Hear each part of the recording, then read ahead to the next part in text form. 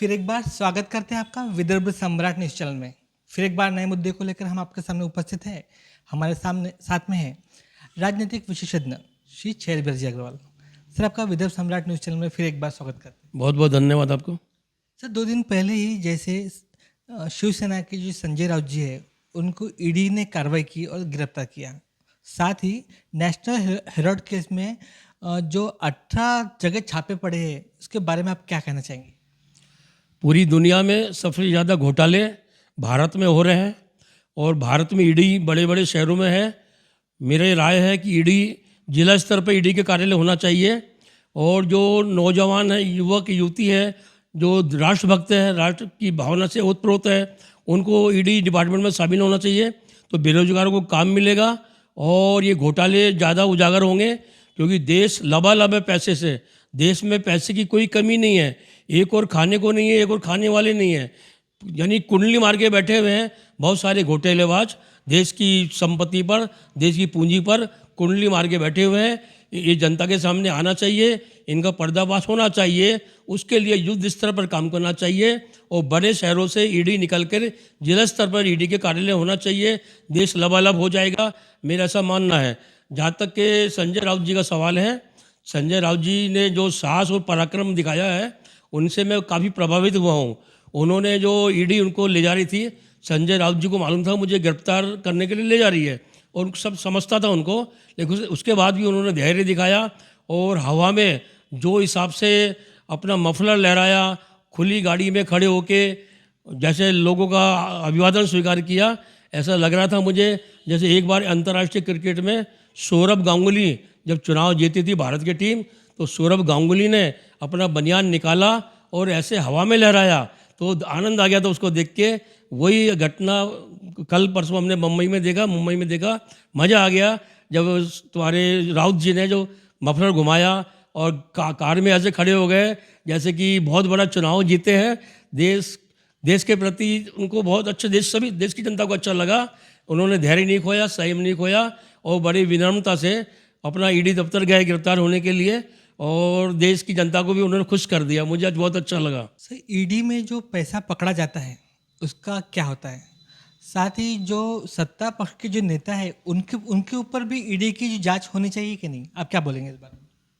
ED में जो भी धन जमा होता है वो रिजर्व बैंक और स्टेट बैंक में जमा कर दिया जाता है, ऐसा मुझे मालूम पड़ा है। और ये धन बेरोजगारों के लिए रोजगार के अवसर प्रदान करना चाहिए। लेकिन धन का दुरुपयोग होता है, जो चोरों से माल लूटा जाता है उसको विजय माल्या और नीरव मोदी जैसे डाकू 7 समुंदर पार लेके चले जाते हैं और देश हाथ मलते रहता है, देश के नौजवान हाथ मलते रहते हैं। वो पैसा डाकू लोग लेके नहीं भागे, देश का पैसा देश में रहे, रोजगार के अवसर पैदा करने में आवे, इससे देश खुशहाल होगा, देश मजबूत होगा, मेरा ऐसा मानना है। तो जैसे ईडी की जो कार्रवाई हो रही है और जो घोटाले होते जा रहे हैं और लगातार जो ईडी की कार्रवाई होती जा रही है, इस पर से जनता किस पे विश्वास करे, क्या बोलेंगे इस बारे में? 2 लाइन में जवाब देता हूँ। कलयुग बैठा मार कुंडली, सोच रहा मैं कहाँ जाऊँ, घर घर में है रावण बैठा, इतने राम कहाँ से लाऊं। यानी कहने का मतलब मेरा, जगह जगह घोटाले हो रहे हैं, जगह जगह घोटाले हो रहे हैं, कहाँ से देखेगा सरकार, कहाँ से देखेगी? तो जनता के बीच में मेरा ऐसा मानना है, जनता के बीच में ऐसे ही लोग तैयार करें जो सूचना देवे ईडी को कि देखो भैया ये माला माल है, ये लोग माला माल है, ये नेता माला माल है, उसको परसेंटेज दिया जाए कि भैया तुम घोटाले पकड़ाओ, तुम 100 करोड़ का घोटाला पकड़ाओगे उसमें 10 करोड़ तुम्हारे होंगे। तो जनता में जागरूकता आएगी और बेरोजगारों को काम भी मिलेगा, मेरा ऐसा मानना है। सर, एक जोड़ी थी अटल जी की और अडवाणी जी की, और एक जोड़ी है नरेंद्र मोदी जी की और अमित शाह जी की। सर, क्या फ़र्क है उनकी जोड़ी और इनकी जोड़ी में, क्या बोलेंगे? अटल जी, अडवाणी जी सिद्धांतों की राजनीति करते थे।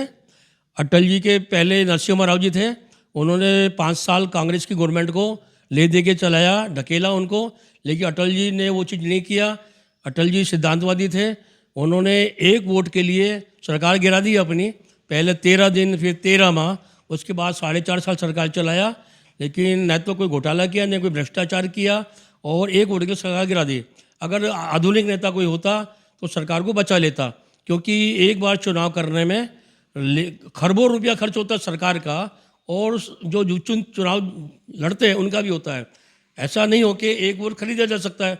आज 25-25 करोड़ में विधायक बिक रहे हैं, तो उस समय 25 करोड़ में एक सांसद बिक सकता था, एक वोट खरीद लेना था, लेकिन अटल जी ने नहीं खरीदा।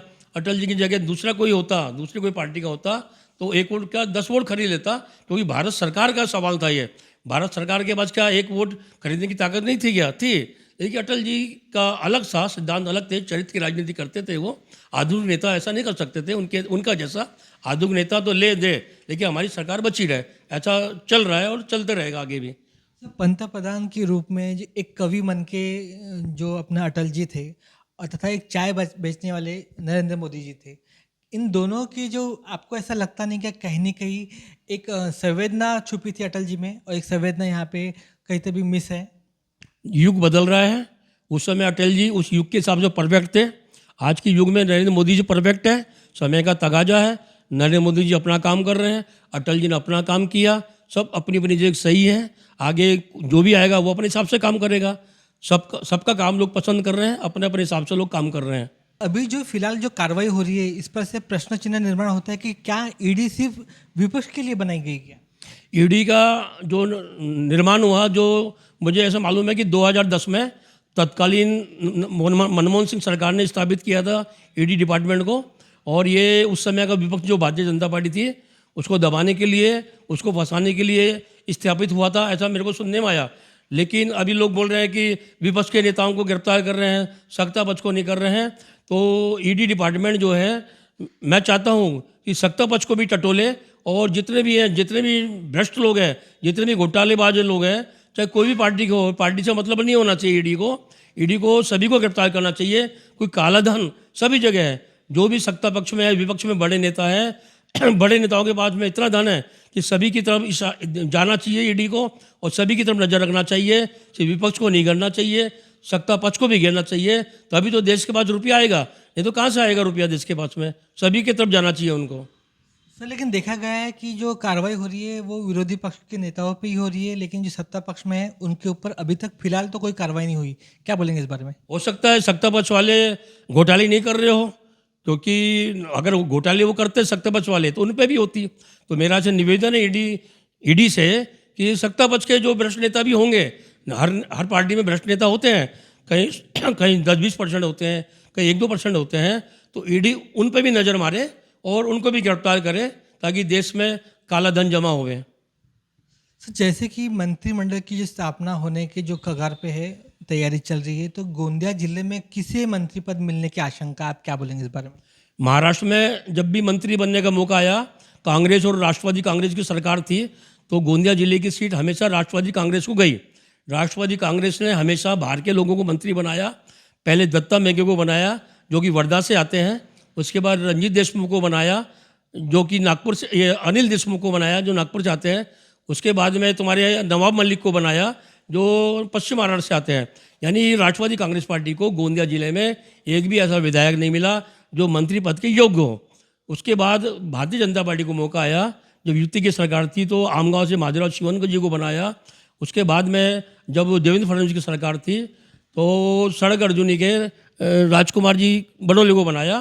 तो मेरा ऐसा विचार है कि गोंदिया जिले में 4 आते हैं, आमगांव देवरी, तुम्हारे सड़क अर्जुनी, गोंदिया, तिरोड़ा।